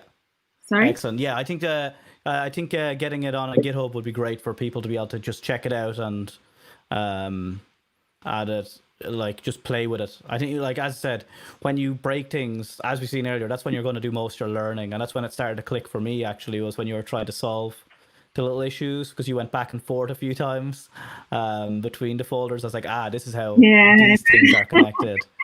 So, believe it or not, it helped with me and my understanding, just seeing the realistic workflow between the two.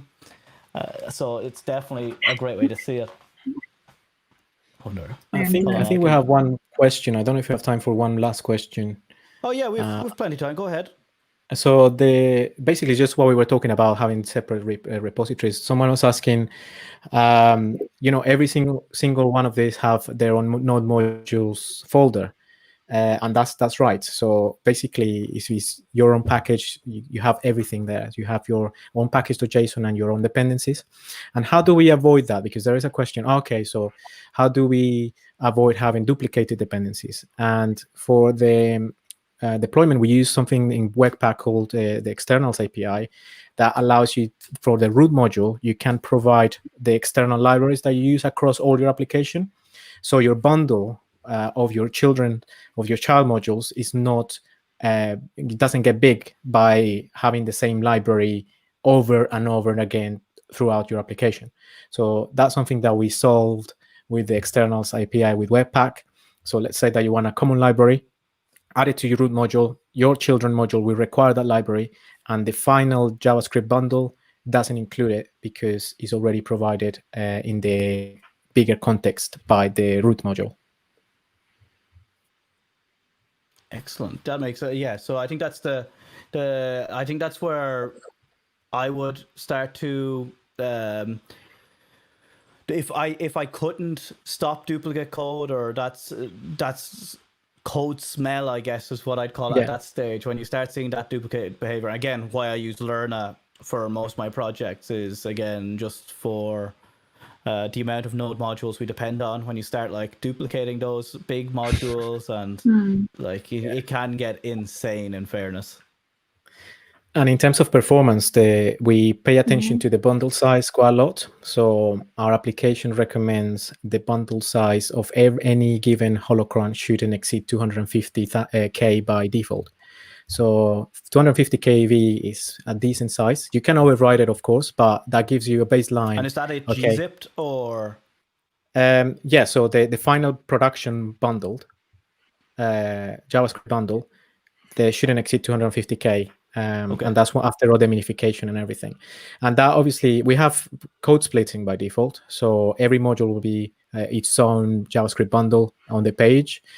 But those bundles for speed and make sure that you can download them and you don't have massive JavaScript bundles and that you don't have to parse them, we recommend keeping your bundle size small.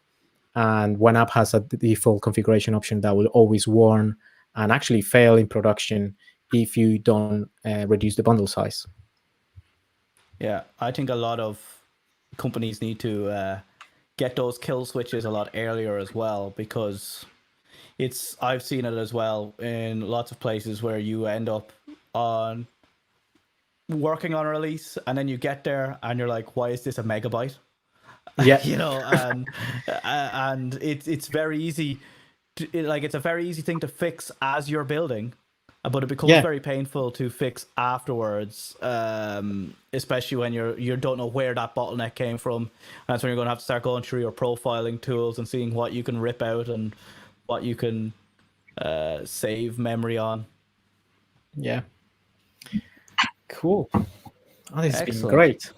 I think that's most of the questions there. What I'm going to do is, I see a couple of your colleagues are here. I wonder if there's any of them are still here. I'm calling them out now. This is the great part, to see if they were still here and stuck around till the end. Because if there's one or two of them there, what I'm going to do is, if there's two of them, I'm going to ask you to pick your favorite colleague so I can send them a T-shirt to. Oh man, you can't do that. That will be. Okay, one of them is still here. You can put it in the private chat if you want, that we have, and I'll do say you have I made two? the decision. We don't want to get in trouble. I mean, we'll have a problem tomorrow on stand up. I'm not going to be at a stand up. I'd like to be a fly on the wall after that. No, of course. I'll definitely, especially look. It's a great project. I'll send out. James is still here anyway. I see him in the chat as well. But I'm sure James would probably agree with me on wanting to see who the favorite is, though.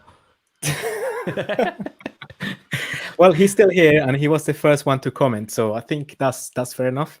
He deserves so James, you're the favorite. It's official. Yeah. No, but he was first, so he deserves it. Yeah, I'll send out. Don't worry, I'll send out your two colleagues' T-shirts as well. Was it 2 or 3? He's in the US. Oh. No, that's okay. I believe it or not, some of I get my, depending on where the address is, I get them either printed in the US or in Lithuania. Great. Forget about it. Just print 10.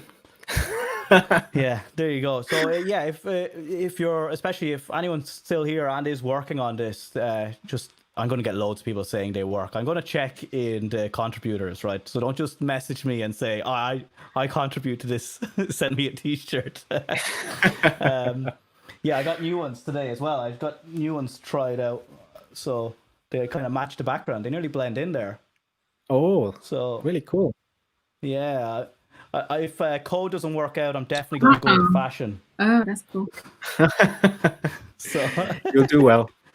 yeah.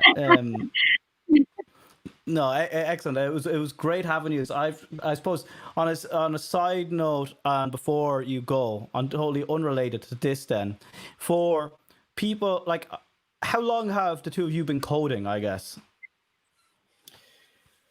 What, together or as individuals? No, as individuals, separately, because this is a leading question. Don't worry, Nelly? Wow. To be specific, JavaScript started in 2017, I think. Yeah. Before that, I was doing mostly Java backend. Yeah. excellent. And how long were you doing Java?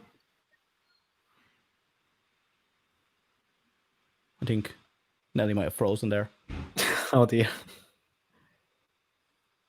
Okay. Sorry, I think I had. Yeah, I did. Freeze. Can you? Okay, I was doing Java for around 2 years before that. 2-3 years before that. Excellent. Lots of experience coding then. Yeah, it's always a learning experience. That's what I would say. There's still a lot to learn. Yeah. Excellent. And Ruben, what about yourself? I don't really know. I mean, I'm one of those people who started coding from a very young age. I don't even remember. I think the first program I ever wrote is probably when I was about 10 or 12, and it was Visual Fox Pro. If anyone heard of that, it's really old. But yeah, and also after that, throughout university and my career, but professionally about 9 years, 8 years. Well, that's professionally 8-9 years is a lifetime. Most people be in management by now, in the sense of, and I hate this. No, I mean, and I don't mean that as in a job or anything like that. I see a lot of people just get fed up of coding, and then just decide, I don't want to learn anymore. I want to move away from coding after X amount of years. Well, the funny thing is, I've been doing coding for different things. So I've done front end, I've done mobile. So it's like a mix. I've done quite a lot of different parts of developing, and now I'm obviously focused on the front end, and that's what I have experienced lately.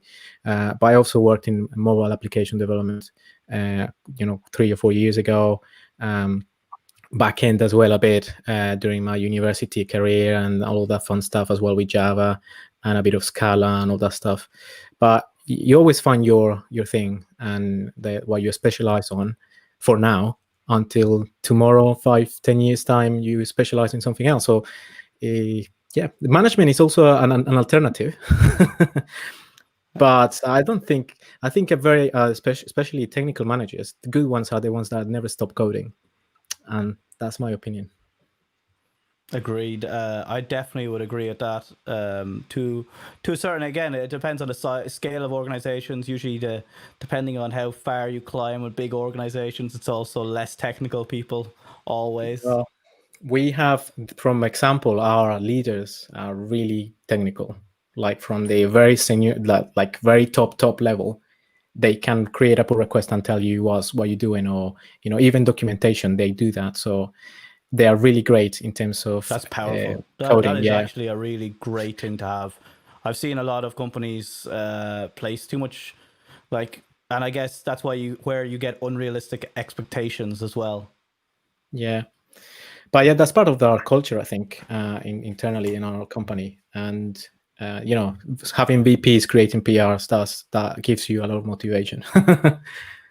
Absolutely, yeah. Do you know what? When you can't BS your way around a thing, saying, "Are you working today?" It's very clear for someone who can actually check your PR and say, "Come on, yeah, this is 2 lines, and it wasn't 2 complicated lines." Yeah. Yeah, that's it's a blessing. Yeah, I'd just like to add that. Yeah, I was just gonna add though that I think, I think technical skills are quite important, and as Ruben has mentioned from his career, and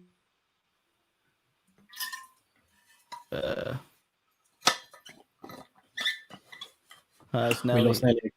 Nelly, I'm you're going to have to finish that thought again. Yeah, it just keeps on happening. That's all right. Don't worry. We're near the end of the night. I'd say your camera's getting tired at this stage as well. Yeah. I was going to say that I think leadership skills are still very important for any technical person. So I think they're quite key to be able to work in a team, have the right culture. Yeah.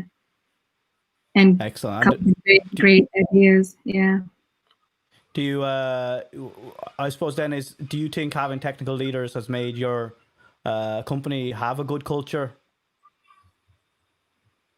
Yeah, I would say that. I work in a diverse team, people from different places in the world. Most of the team when I joined was from the US. Being a woman in tech, I definitely have to say that a lot in the industry still has to change, even including where I work. Still need more women in tech, more diversity. And I guess creating sessions like this where we can teach more people and make everything approachable. Yeah, and I think that's where they can see role model, different career. Yeah. Yeah, I think this is where I found you guys as well. Ruben reached out. I had put out a tweet for anyone who doesn't know how I got in touch with Nelly and Ruben. Was I literally was looking for more diverse speakers because not only, like as I said, it's hard to find speakers full stop. So finding diverse speakers is even harder. So yeah, it really is a difficult thing to do. So I think that's important as well. Like as you said, Nelly, it's awesome to get somebody like yourself here, so more people will hopefully be comfortable doing the same. And I know it might be a small step now or not feel like a big deal right now, but it's just so other people realize, oh, I can do that thing. Because so often all we see is, say, white bearded men like myself in tech, and that's that's the stereotype, really. So like it's great to have new people, new minds, and it's the only way. Not like it's how technology will develop as well, because we're not developing technology for one type of person ever. And I often say that even with accessibility, people forget about disabilities, people forget about those things very easily. And I think by having different cultures, you just remember the different constraints people have. And that could be even down to the internet speeds that you have. If you're solely working off American thoughts, you might assume everyone has gigabyte broadband. Yeah. That's very true. There is a lot more. There definitely is a lot more to it, and I hope people will see this and hopefully get in touch, and I can get more people like yourself as well involved to kind of preach the word and show that this isn't, and that the industry is changing. I think that is important. There is a push coming, and people like yourself, Ruben, Nelly, that we and hopefully myself, we can push to make sure there is more diversity and people feel welcomed and included, and it's not a difficult space to crack anymore. Yeah, and you can. I'm seeing the chat. Yeah. You have to load the video, yeah. That's all. Sorry, I'm laughing here because I've seen this.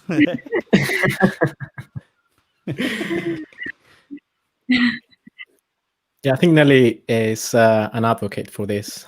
You can check her out on Twitter. You just put the handle. She belongs to this, part of spreading the word for women in tech, and that's something that we do a lot. In terms of accessibility and inclusion from where we work, we are really proud of that. But again, there's still some more to do, and I'm really, really, really proud of people that are expressing and coming out and getting the word out there. So yeah, that's really good. Yeah. Absolutely. Thanks a million. It's awesome. As I said, and the power of Twitter. That we can make these connections. This happened very quick as well. This didn't take long to throw together. Yeah. And Yeah. I'm hoping we see both Yeah, of and I really you wanna speaking up more things. Yeah, I really want to appreciate Ruben, because if he didn't tag me on that tweet, I probably would never have seen it. So yeah, thank you so much for that. The power of Twitter. Yeah, no, as I said, Yeah. Twitter can be the most toxic, divisive place.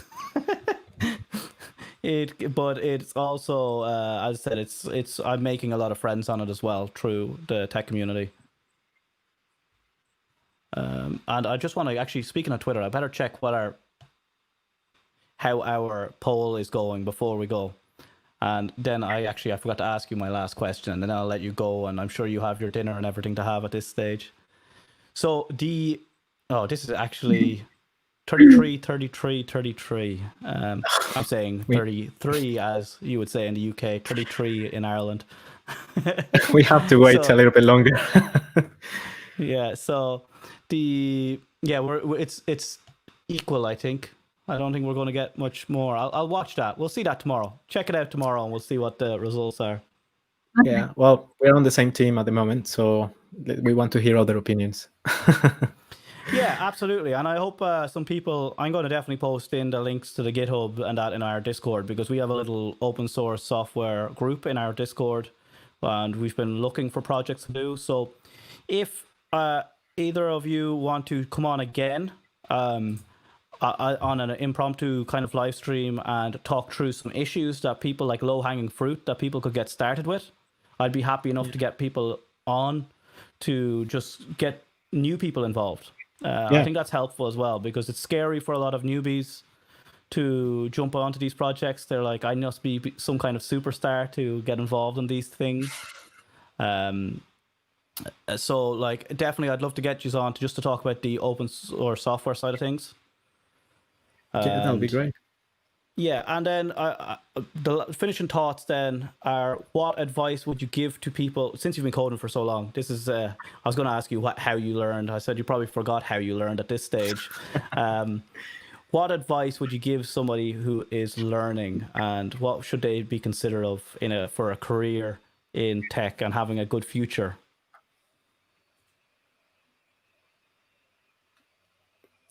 Well, I'll go first then. I think that the key is the word learning.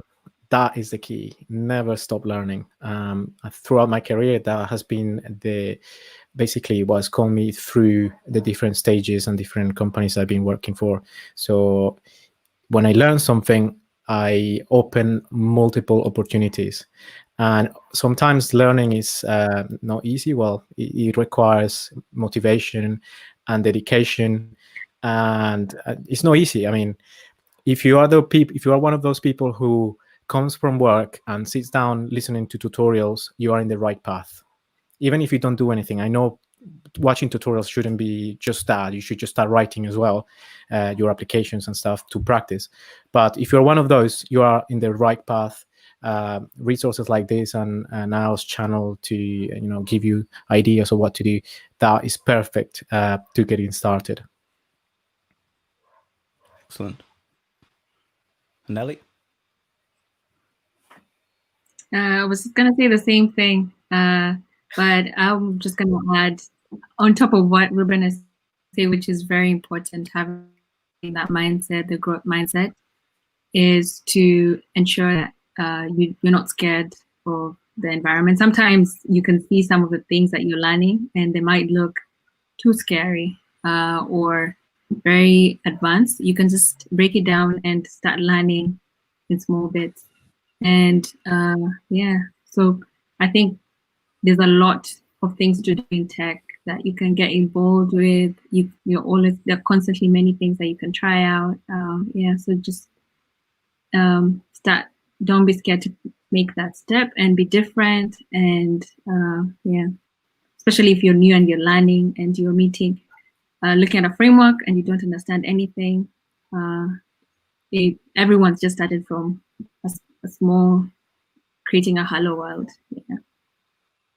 Yeah, and I think if especially lucky enough, my meetup especially locally, we had a very high percentage of women attended as well, actually, which is great to see.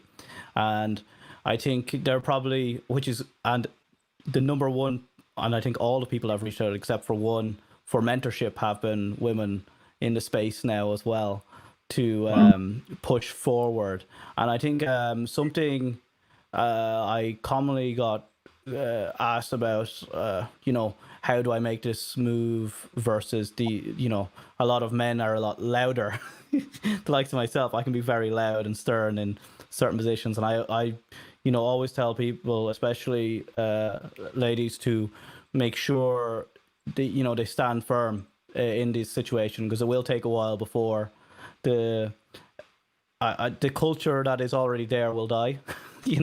So it's going to take a while. So until then, you can only stand up against what is there, and you will be noticed as well. Because I see that a lot as well, of people just worrying about their colleagues who are overly cocky.